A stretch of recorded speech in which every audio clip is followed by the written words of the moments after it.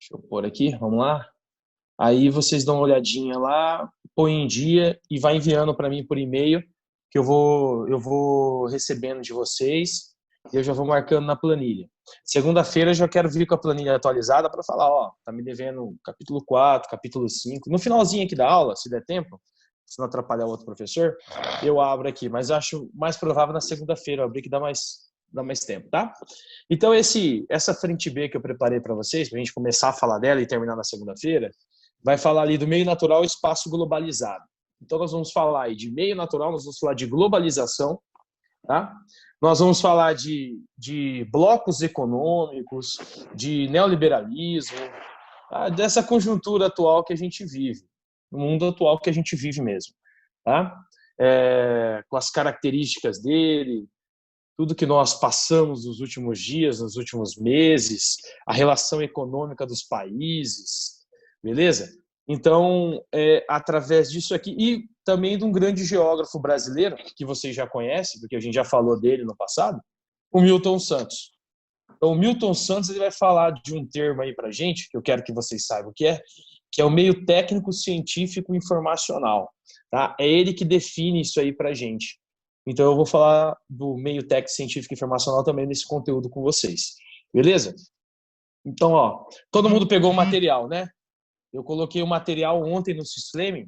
Pode baixar ele, tá em PDF lá para vocês também. A mesma aulinha daqui que eu estou projetando aí na tela para vocês, está em PDF lá. Tá? Então vocês vão fazer o quê? Vocês vão pegar o PDF e vão acompanhando, vai anotando aí do ladinho tudo que eu vou falando, as dúvidas. Quem tiver com duvidazinha, ergue a mãozinha. E aí eu vou parando e vou deixando vocês perguntarem. Deixa eu aceitar aqui mais uma. Ali. Beleza, vamos lá. Então, olha só. Para a gente analisar toda essa transformação do meio natural, a gente tem que analisar as técnicas que foram desenvolvidas, aprimoradas pelo homem, e também as tecnologias que foram surgindo nos últimos anos. Tá? Porque através dessa tecnologia, da produção, da transformação, é que nós temos o espaço geográfico na configuração atual. Eu falei já de espaço geográfico com vocês esse ano. Espaço geográfico é um meio natural, tá? Constantemente transformado, alterado pelo homem. Então, as cidades onde nós vivemos é o espaço geográfico. Como que a gente sabe que esse espaço geográfico está existindo ali? Porque a gente pega os elementos que compõem ele.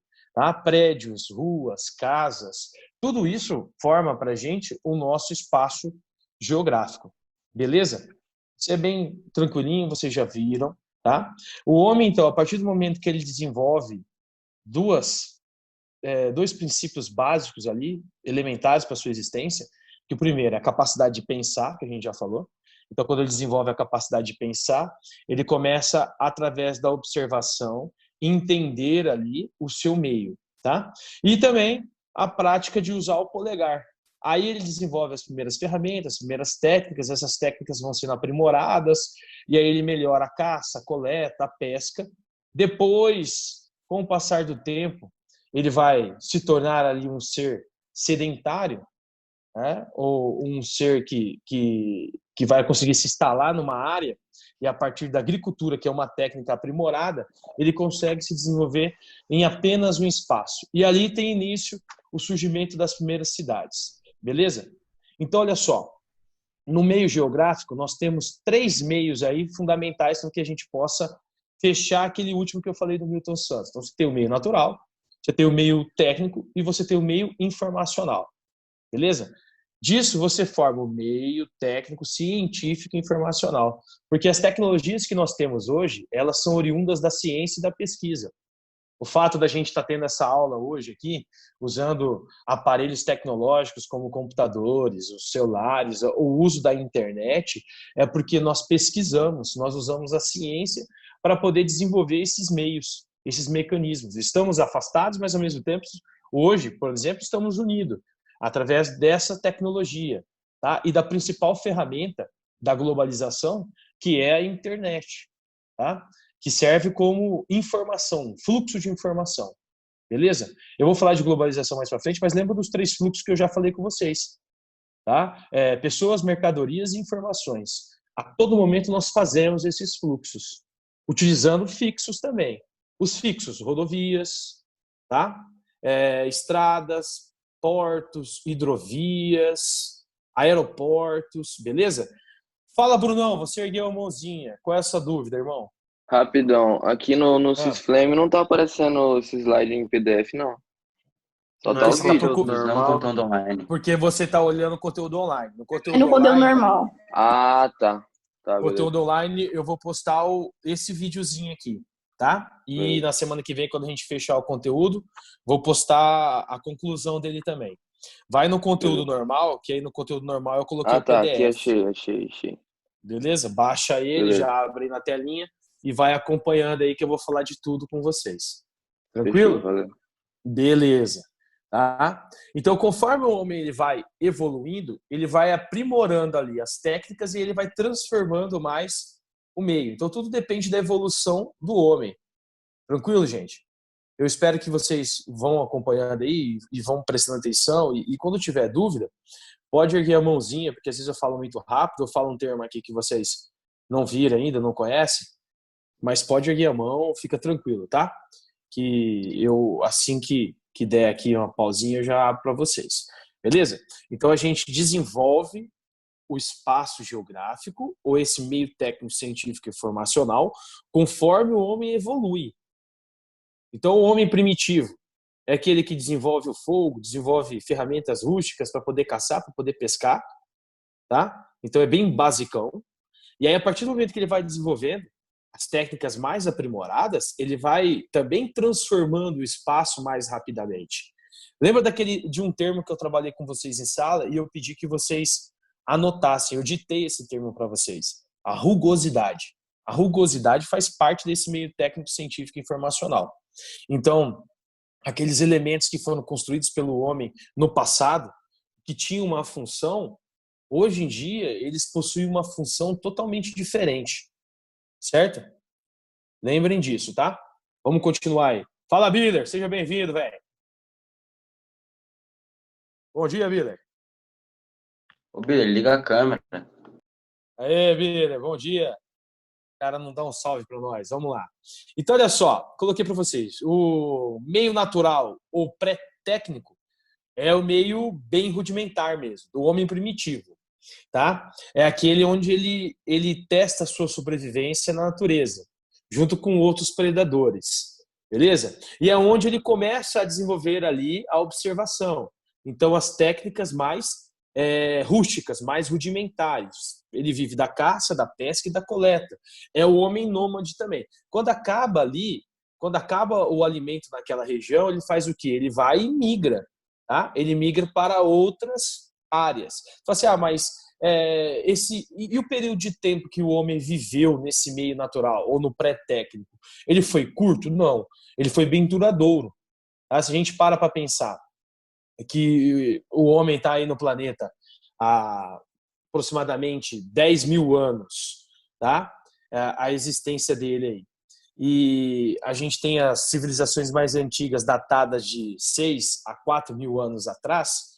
Então quer dizer o quê? Quer dizer que essa prática do homem aqui, no meio natural, ela é bem duradoura. Tá? Então, durante muito tempo, o homem ele vai viver, e esse tempo ele é longo mesmo, ele vai viver da caça, da pesca e da coleta. Tá? E aí, acabando, ele migra para outras áreas, onde ele vai encontrar todos esses meios de sobrevivência novamente, beleza? Até que ele começa a desenvolver ali, primeiro, o sedentarismo, que é o cultivo do solo, domesticação dos animais, como eu coloquei para vocês ali, tá? Construção de casas, de abrigos, beleza? A produção de vestimentas para poder aguentar ali o inverno, né? Dependendo da região que esse homem estava se desenvolvendo. E também se adaptar ali às interferências que a natureza, né, vai ocasionar no meio social deles. Então, eles também têm que se adaptar ao meio natural. Tá? Ao contrário daquilo a visão determinista que a gente já falou dizia, né? Que é o meio natural que determina a existência do homem, quando na verdade é uma adaptação homem e meio. Lembrem disso, beleza? Então tem que ter essa adaptação homem e meio.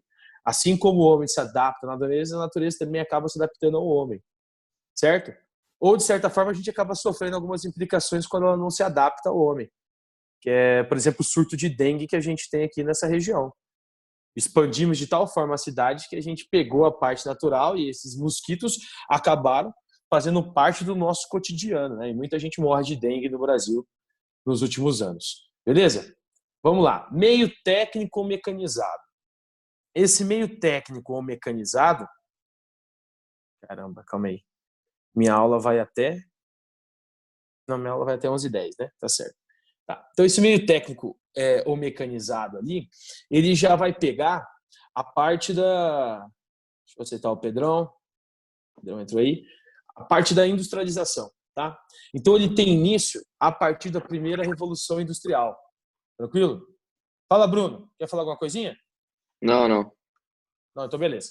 Então, esse meio técnico, ele pega a partir da primeira Revolução Industrial, ou seja, a partir de 1750.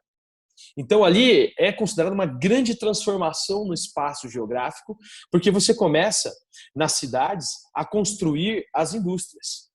Tá? E essas indústrias, elas dependem dos fatores locacionais, como a gente já falou no passado. Então, elas dependem da extração do minério, elas dependem de uma grande mão de obra, então as pessoas vão sair do campo para as cidades. Começa, então, um processo de urbanização nesses perímetros, conforme as indústrias vão se instalando. Então, você vai transformando todo esse espaço geográfico. Ocorre, então, nesse período, um grande processo urbano, uma grande transformação do meio natural para o meio urbano industrial, tá? Há 250 anos atrás na Europa e depois passando para outros países, como nos Estados Unidos, no processo da segunda Revolução Industrial. Depois, os países que tiveram industrialização tardia, como é o caso do Brasil, a partir de 1930, tá? A transformação do seu perímetro urbano também, beleza? Tudo isso vai sendo incorporado nesse meio técnico aqui ou mecanizado, beleza? Então nós temos ali, ó, fabricação de mercadorias, produção de energia, circulação de pessoas, aumento do conhecimento científico, tá? Tudo isso está inserido nesse contexto da transformação do meio técnico, tá? Do surgimento das indústrias, certo? Então você tem um deslocamento maior, um escoamento maior das mercadorias. Então você tem que construir o quê? Os fixos. Fixos que nós já falamos. Fala, Enzo. Bom dia. Os fixos que a gente já falou. E aí, As estradas. Bom, velho. Beleza? Ferrovias. Tá? Hidrovias para você fazer o deslocamento de mercadorias. Ou para você fazer também ali a chegada das matérias-primas, o deslocamento das pessoas. Então, conforme você aprimora essa tecnologia, esse deslocamento, ele encurta também no período de tempo. Parece que as viagens, elas diminuíram. A distância mesmo, que diminuiu foi o tempo, conforme as tecnologias vão surgindo também. Então, nesse período do meio técnico, surge, por exemplo, o barco a vapor, que anda um pouquinho mais rápido. Tá? A locomotiva a vapor, que anda mais rápido. Então, as viagens também, deslocamento de pessoas, o tempo de duração da viagem ela vai encurtando conforme a tecnologia ela vai melhorando, ela vai sendo aprimorada. Hoje a gente usa o avião, então você viaja a distância mesmo, mas o período de tempo ele é bem menor. Então, parece que teve um encurtamento do mundo, tá? Nos últimos anos, mas conforme a tecnologia ela vai aumentando, esse encurtamento de tempo, ele também ocorre, beleza? Tranquilo? Se eu estiver falando muito rápido, ergue a mãozinha aí, que eu vou explicando para vocês, tá? Então aqui, ó, cidades foram ampliadas com a construção de indústrias, residências e estabelecimentos comerciais. Então você desenvolve nessas grandes cidades os 3 setores. Porque você tem os fatores locacionais, extração de minério, que é setor primário. Você desenvolve as indústrias, que é o setor secundário. E você também consegue desenvolver nessas grandes cidades o setor terciário, que é o de comércio. Então, a partir do momento que você extrai a matéria-prima, transforma nas indústrias, já vende no comércio esse produto. Tá? Então, você dinamiza esses centros urbanos. Você integra outros centros urbanos também com os fixos, que são as estradas, as ferrovias. Então, ocorre uma integração maior a partir do meio técnico. Tranquilo? Vamos lá. Ó, aí vem lá, o espaço geográfico ele vai se tornar independente devido ali à construção desses fixos, beleza? As técnicas elas vão ficar mais visíveis na paisagem geográfica, porque nós temos as construções, né, a fabricação, a produção dessas construções no nosso espaço geográfico. Nós usamos esses modais, principalmente os fixos, tá? E os fluxos a todo momento. Hoje nem tanto, porque nós estamos numa espécie de isolamento, né, não obrigatório ainda, porque ainda não é como ocorre em outros países, como o lockdown, que você tem que ficar, é obrigado a ficar isolado, mas nós usamos um fixo, ou os fixos, para fazer o deslocamento, para ir na casa de alguém, para visitar alguém, que são as ruas, tá? E nós usamos os fluxos a todo momento, a partir da globalização, que é a internet. Então a gente nem precisa sair de casa para a gente poder se comunicar, fazer uma aulinha como essa aqui, poder trocar uma ideia, tá? Então, é perceptível a transformação do espaço nos últimos anos. Tranquilo? Meio técnico científico informacional. Esse termo ele vai surgir com Milton Santos, que é um geógrafo brasileiro, que lá no passado eu já expliquei um pouquinho da vida dele para vocês. Né? Ficou um tempo fora do país durante o período da ditadura, aprimorou a sua formação na França. Tá? Então, ele trouxe ali um pouco da geografia crítica para o Brasil, que é aquela que a gente analisa o homem no contexto da sociedade. Então, o valor do homem na sociedade. Tá? É muito mais ligada à filosofia. Então, ele vai falar aqui no meio técnico científico informacional que você teve a transformação do meio natural, você teve a transformação do meio técnico, porém, hoje você usa as tecnologias mais avançadas, que são as de informação e de comunicação, tá? Ou seja, de telecomunicação e informática, no contexto, no âmbito social. Então, aqui ele já está explicando para a gente o que é a globalização. Tá? Que, ao mesmo tempo, ela interliga, está fazendo isso hoje com a gente, porque a gente tem uma condição, agora já falando de capital, que a gente pode usar essas tecnologias, tá? Porque conforme a tecnologia ela é mais aprimorada, mais cara ela se torna. Então, só uma minoria pode ter acesso a essa tecnologia. Beleza? E aí, a grande maioria vai ficar sem ter acesso. Então, quer dizer o quê? Que a globalização, já falando dela, a gente já está entrando nela, ao mesmo tempo que ela interliga, integra uma boa parte da sociedade mundial, ela também deixa fora a grande parcela miserável e pobre da população mundial. Por quê? Essa população ela não tem condição de comprar ou de usufruir, de adquirir essas tecnologias mais avançadas, tá? Tem uma boa parcela da sociedade mundial que não tem acesso à internet, não tem celular, não tem acesso a computadores, não foi nem alfabetizada.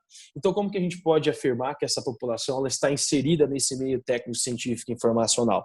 Ela não está. Ela está à margem da sociedade, tá? Ou seja, ela está fora desse meio técnico, científico e informacional. De alguma forma, ela está inserida na globalização. Ela pode estar inserida, por exemplo, na DIT, que é a Divisão Internacional do Trabalho, a mais atual.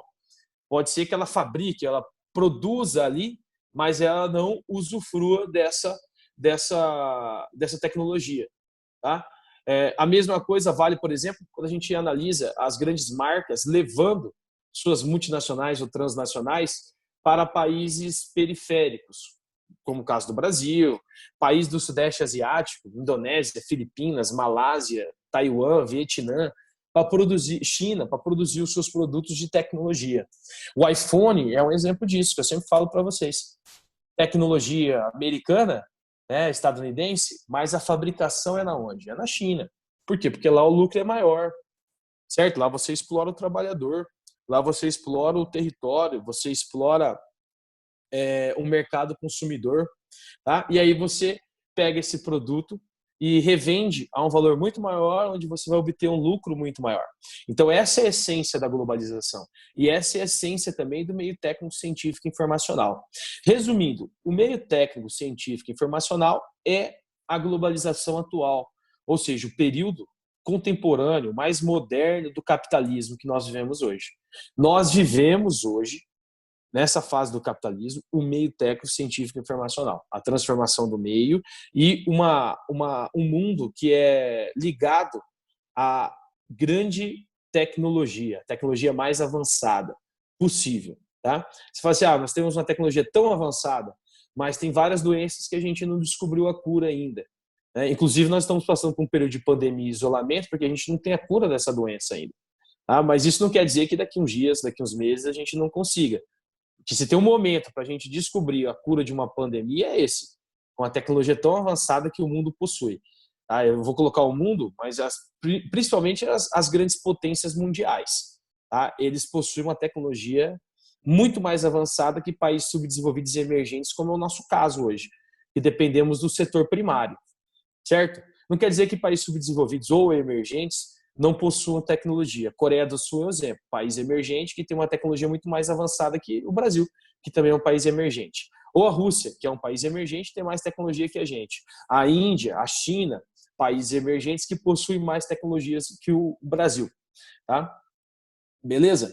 Então, nesse período aqui, ainda coloquei para vocês lá, microeletrônica, componentes eletrônicos, tá? Os chips, microchips, nanochips, todos eles fazem parte desse período aqui do meio técnico científico informacional, que pode aparecer para vocês lá em algumas questões como meio TCI. É a mesma coisa, não muda nada, tá?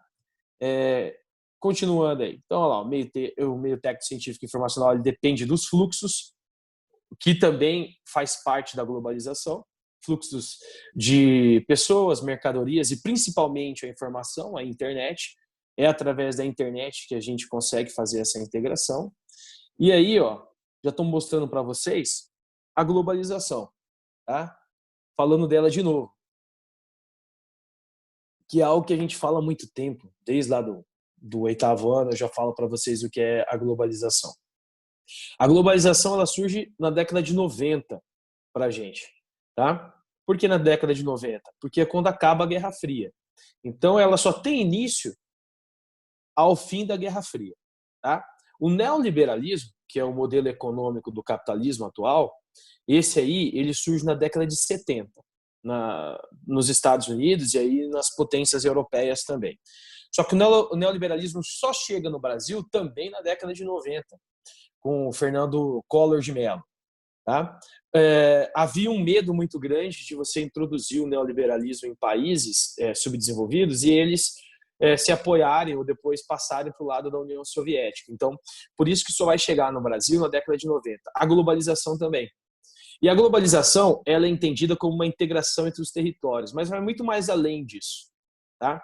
Até a década de 90, o fim da Guerra Fria, as zonas de influência se davam pela conquista de territórios. Já viram isso? Então você pega lá.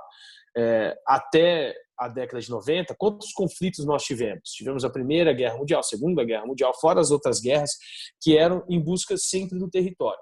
A partir de agora, na globalização, o país não necessita mais invadir o território. Basta ele fazer o quê? Mandar uma multinacional, mandar uma transnacional. Tá? Então, nós estamos falando dos países desenvolvidos que possuem essas multinacionais e essas transnacionais. Tá? Ou empresas globais. Beleza? Essas empresas, elas saem do seu país de origem, vão sair dele, e vão se instalar em países subdesenvolvidos, em países emergentes. Como a gente já viu. E aí elas vão exercer influências nesses governos, nesses países, nesses estados principalmente. Tá? E qual é a influência que elas exercem? É uma influência na população, porque vai gerar um emprego ali, mesmo que esse emprego esteja ligado a uma exploração maior do trabalho. Tá? Vai gerar ali uma influência sobre os meios naturais, porque eles dependem dos recursos naturais, certo? E vai gerar uma influência nos governos que vão alternando no poder. Eu vou dar um exemplo aqui para vocês, que é ligado ao sentido do modal de transporte do Brasil. Há um tempo atrás, um ano ou 2 anos atrás, nós tivemos uma greve dos caminhoneiros, que impactou na economia. Né? Por quê? Porque a gente ficou sem ter produtos nos mercados. A gente fala assim, nossa, os caminhoneiros são eles que abastecem os mercados, eles fizeram greve, e ali gerou um impacto muito grande na economia brasileira. Mas por que a gente depende tanto desse modal se nós temos rios navegáveis e nós tivemos uma grande malha ferroviária e hoje ela está pequena porque o governo não investe mais? Porque essas empresas multinacionais de veículos, principalmente na fabricação de caminhões, pressionam ali, ó, pressionam o governo para que ele foque apenas no modal rodoviário. E isso não é de agora, não é do governo atual. Isso vem desde lá de 1940, 1950, essa pressão. Tá? E aí, concluindo, nós ficamos com apenas um modelo de escoamento de produção, que é o modal rodoviário. Isso é uma pressão do capital estrangeiro, das empresas multinacionais e transnacionais, empresas de fora, tá? Que pressionam os governos para que eles façam aquilo que elas querem. Porque se o governo fala, não, eu não vou investir no modal rodoviário, eu vou investir agora no hidroviário, que é muito mais barato, ou no ferroviário, que é muito mais barato, como as potências europeias fizeram, ou como os Estados Unidos fez. O que essas empresas falam? Então nós vamos tirar o capital daqui, nós vamos levar esse capital embora, vamos levar para outro país. E aí vai gerar o que dentro desse país subdesenvolvido, como é o caso do Brasil? Desemprego, quebra da economia, tá?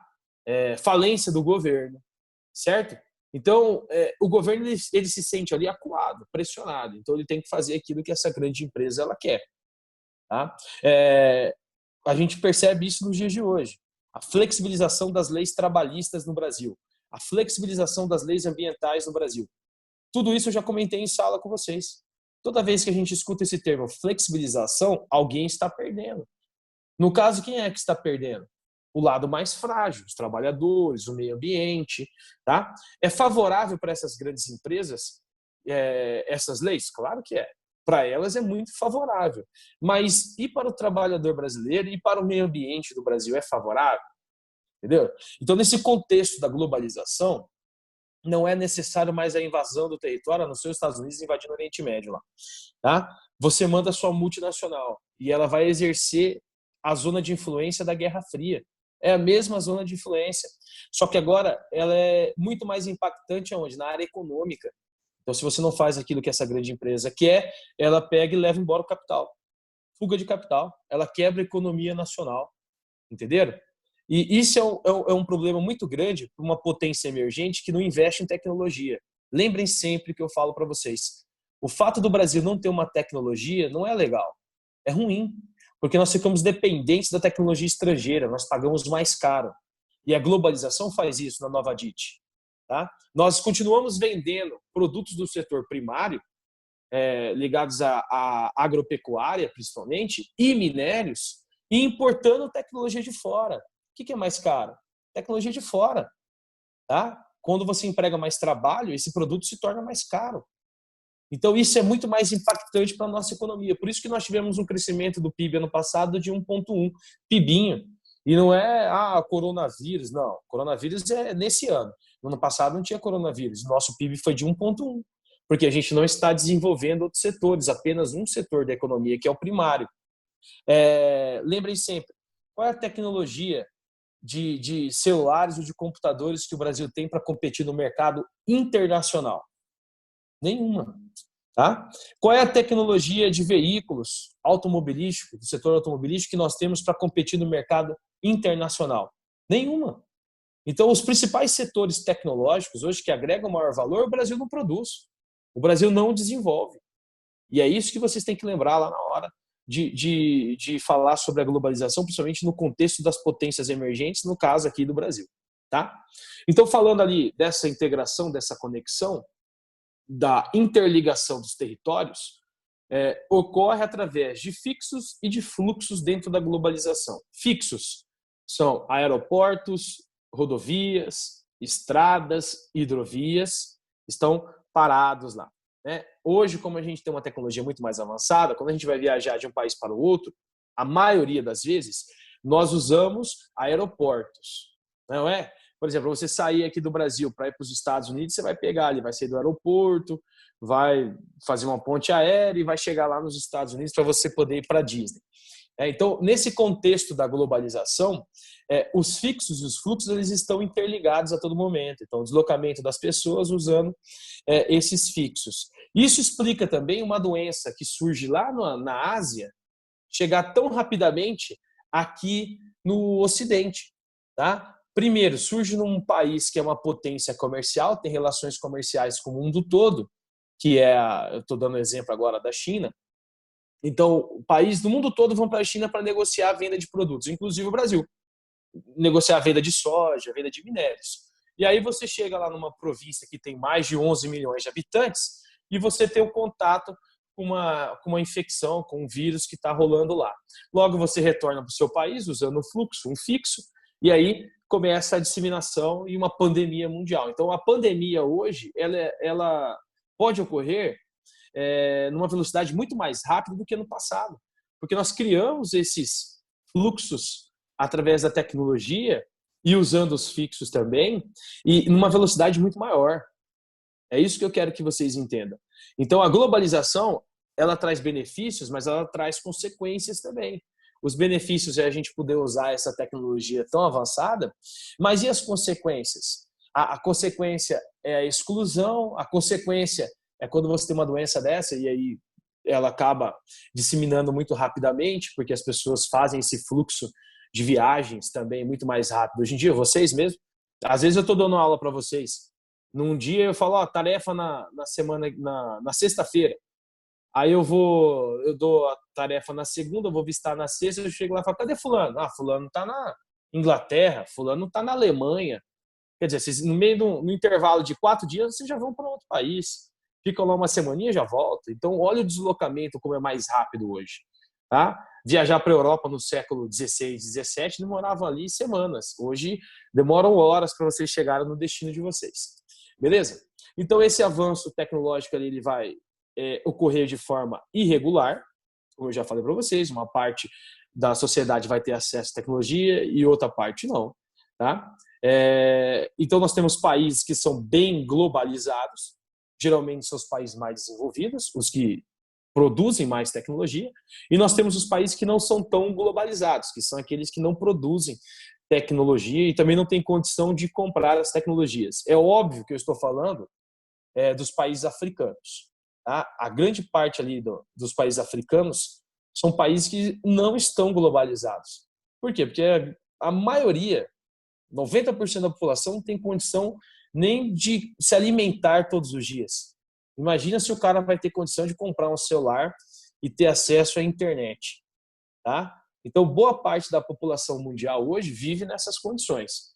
Certo? Aí eu coloquei ali também para vocês, já está aparecendo aí, um pouquinho sobre o Milton Santos, que é o geógrafo que vai trazer essa ideia do meio técnico científico informacional que eu já expliquei para vocês, e também o contexto da globalização inserida nesse meio técnico científico informacional.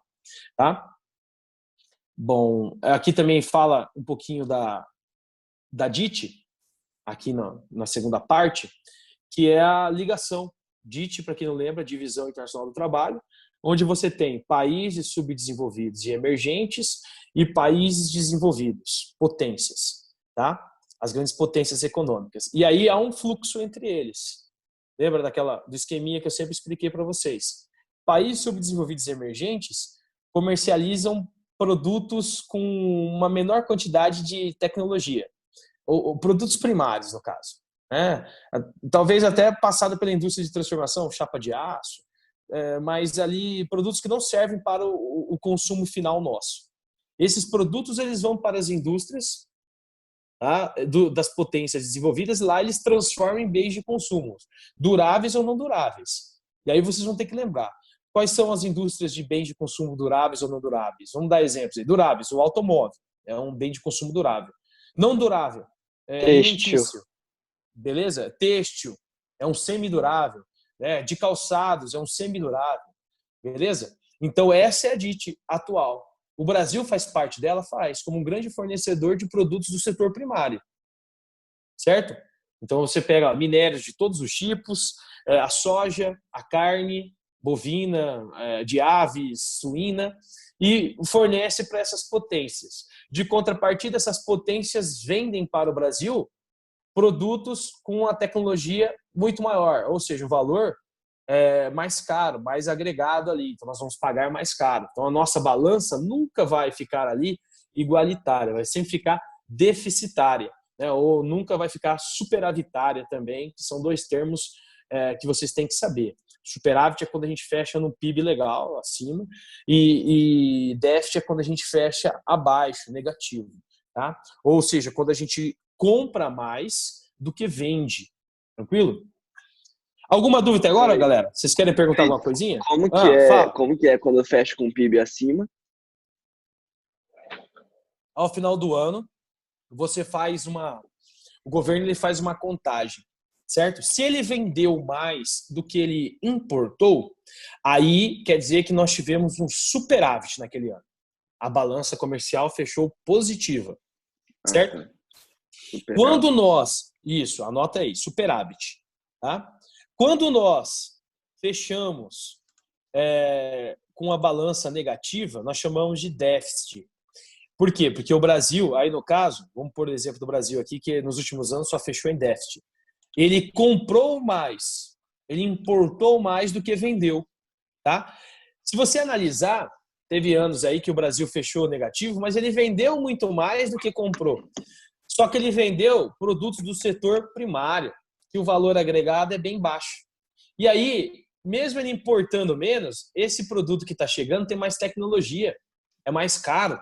Então, lá no final do ano, ó, a balança ficou negativa, tá? Se você pegar os anos de 2006, 2007, 2008, até 2012 ali, vocês vão ver que todos os anos o Brasil fechava com a balança positiva.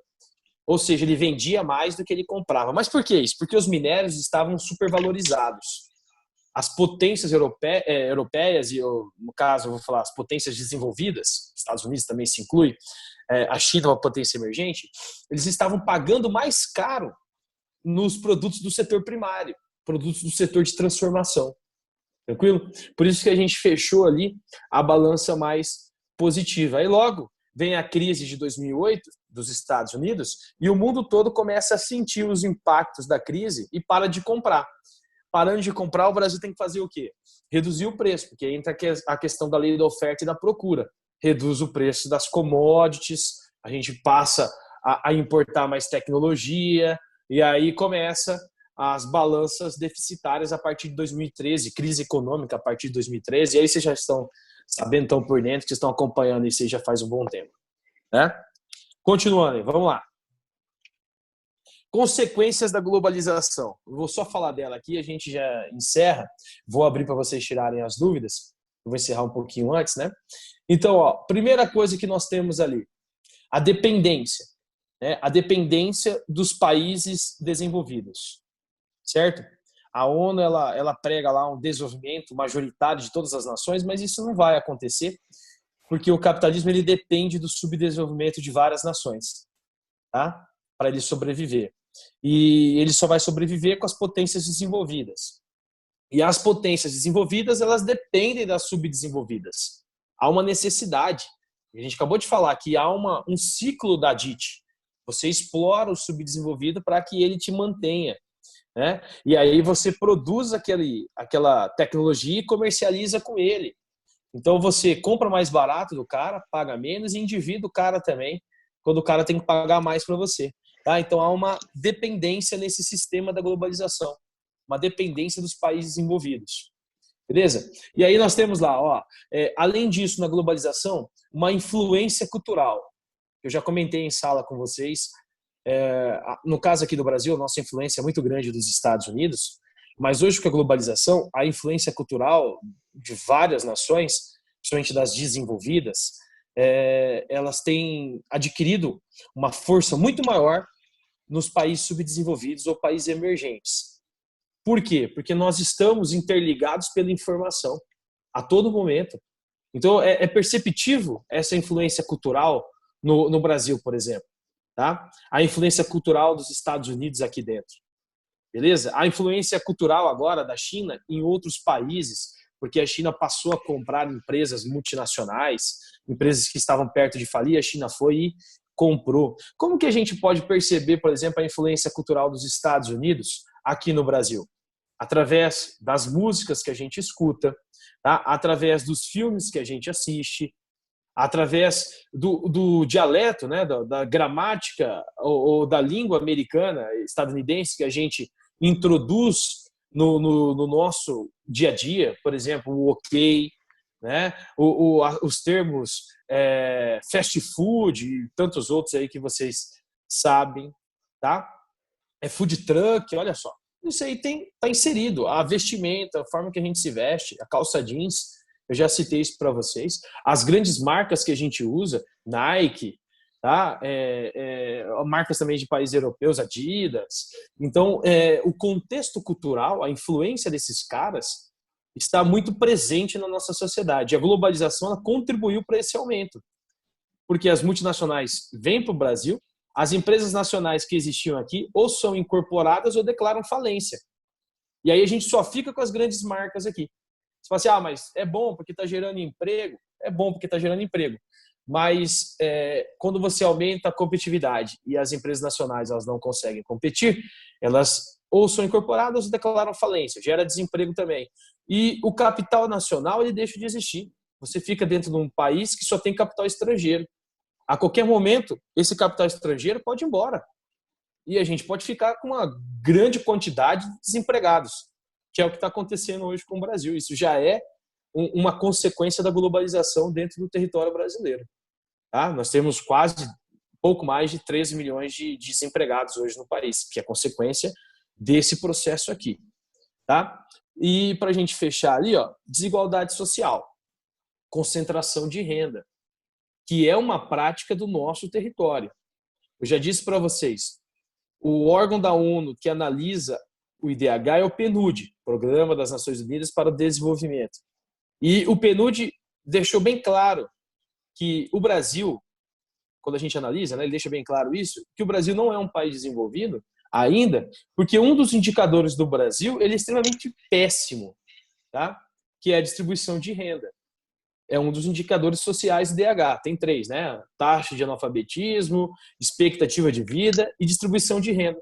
Então, dentro do contexto da globalização, nós não temos essa distribuição de renda, principalmente falando de país, agora de Brasil, de nação. Tá? Ela é concentrada por uma minoria. A grande maioria não tem renda. A renda é muito baixa, não consegue concentrar nada, não acumula nada. A acumulação fica para uma minoria, que geralmente está ligado ainda a um mercado que nem produz emprego, que nem gera emprego, que é o mercado financeiro, que é o especulativo, tá? Que é o mercado das ações. Esse mercado ele não gera emprego, ele só acumula, tá? Ele só gera riqueza para uma pessoa, para um grupo apenas, tá? Bem fechadinho de pessoas. Beleza? Então essa é a grande consequência, talvez a pior consequência da globalização, que é a desigualdade social. Tá? Ao mesmo tempo que você tem ali uma minoria globalizada interagindo, usando a tecnologia da globalização, você tem uma grande maioria que está excluída desse processo. E essa exclusão não coloca no contexto desse país ele dentro da origem, ou dentro do foco da globalização. Tá? Dá uma falsa impressão de que ele é globalizado para a gente, uma falsa impressão de que ele é globalizado. Porém, quando você tem uma maioria que não usufrui desse sistema, que globalização é essa? Tá? Beleza, galera? Bom, eu vou parar aqui. Agora eu vou deixar para vocês. Alguém tem alguma dúvida, quer perguntar alguma coisinha? E aí na aula que vem a gente vai continuar dessas consequências da globalização, que já está chegando quase na hora do outro professor.